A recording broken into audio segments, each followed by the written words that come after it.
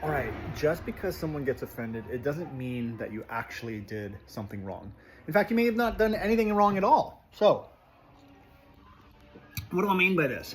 Well, as a parent, there's gonna be times where you do something with your kids that your family may not like. And they might say things like, I'm so offended. Or you do something with another parent and they didn't like it and they're so offended. Or maybe you're divorced and like your ex does something or says something or you do something and they're like, I'm so offended. Guys, just because someone is offended by something, it doesn't mean you actually did something wrong. Now, with that being said, sometimes there are times where we do mess up and we did do something or say something that we probably shouldn't have. But I would say about 80% of the time when someone says that they're offended by something, what it usually means is, here's how I see the world. Here's my model of reality. You did something that does not fit into this model of reality. Therefore, you're bad and I'm going to take it personally.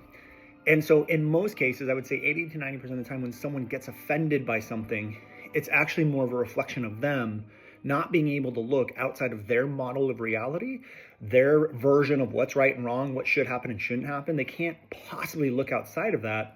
Therefore, they lash out at the threat that is threatening their model of reality.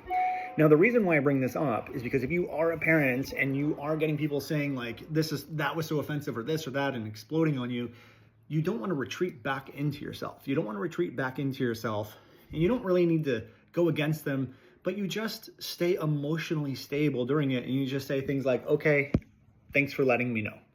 Like, that's it. That's all you have to do. Because there are so many people nowadays that just feel like they shouldn't be offended by things, and it's like, you're the one who's letting yourself get offended. So as a parent, you got to stand strong in your values. You got to stand strong in what you believe is right, what you believe is wrong. But at the same time, there might be times where you did do something where you shouldn't have, and you also have to stand strong in your ability to be able to look at yourself objectively.